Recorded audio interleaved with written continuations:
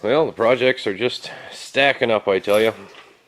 My dad pulled this one in here today, and it looks like I'm going to need a new pulley for sure, and a new mandrel here, because the nut came off, and this spun and wrecked the pulley, wrecked the shaft.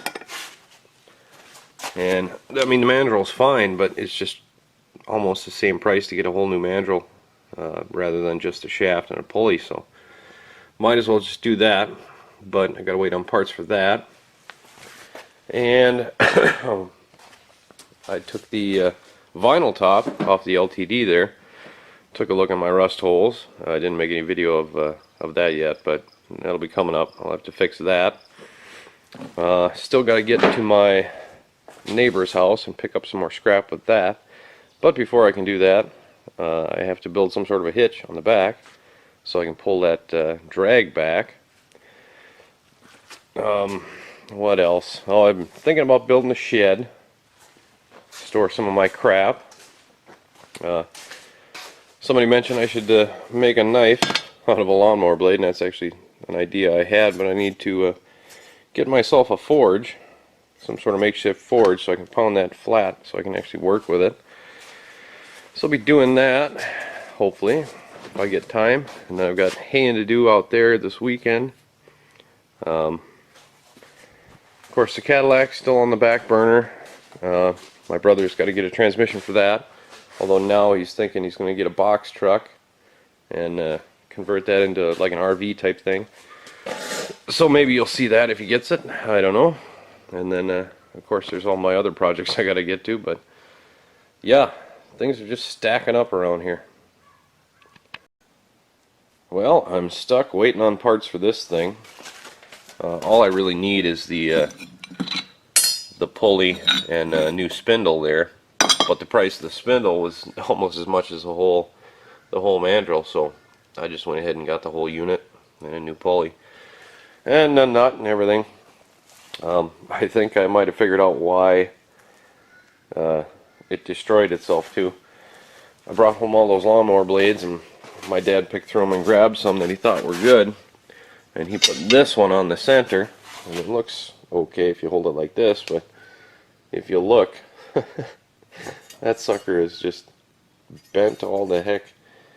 This side's not so bad, but I mean, you can see the difference there. So I don't know if that caused it to destroy itself or what, but it wasn't good anyway. So I found him one that was in a little better shape. Hopefully that'll work a little better. And I sharpened it up a little bit. And of course, it was raining probably about 10 minutes ago, and it's going to start again, I figure. And the window of my truck doesn't want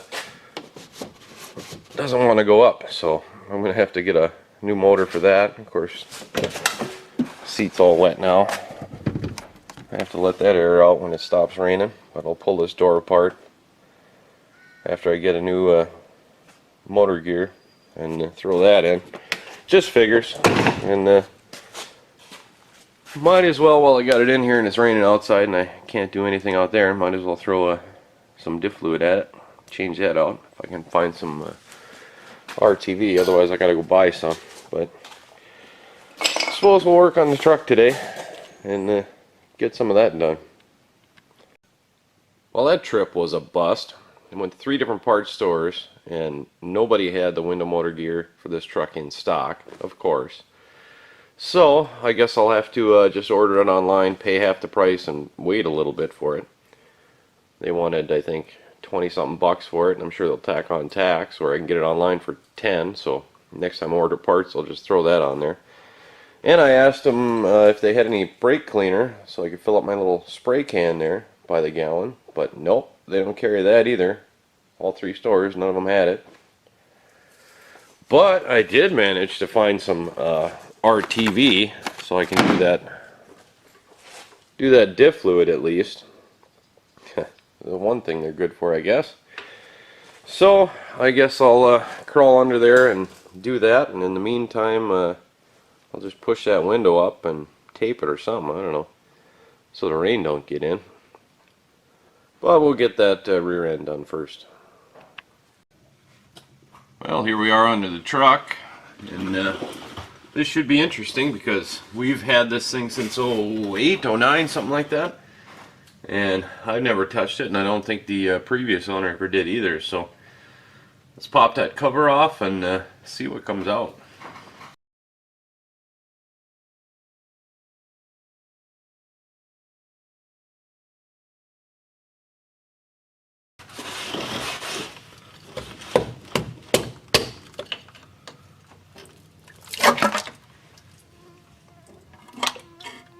Well, that's just beautiful.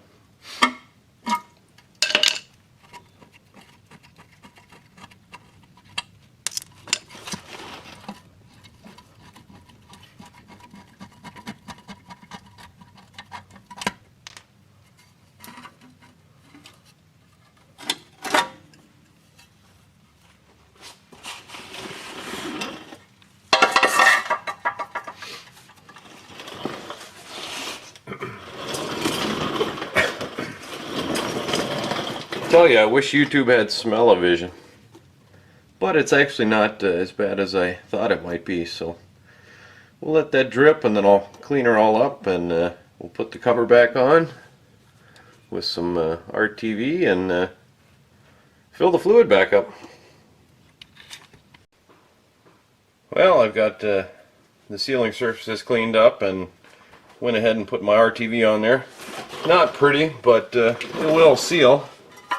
So now I can just throw the cover back on, get a few bolts started in here.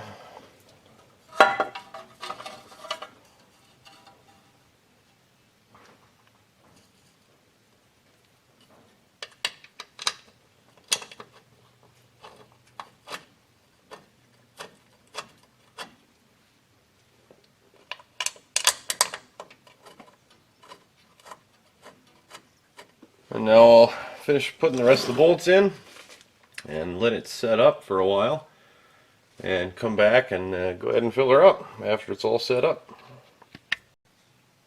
Alright, the cover's on. I just got to let that set up before I fill it. And not really much else to see except filling it, but I can show you if I can get scooched around back here. You see the truck's not jacked up, so there ain't much room. But that right there, hopefully you can see it. Alright, there it is. That right there is a fill plug. So when I'm ready to fill it, I'll just undo that bolt and fill her up until she starts coming out of there, and we'll be good to go. I won't bore you with all that. Horrible camera angles on a truck that ain't jacked up, but yeah, I got something done today.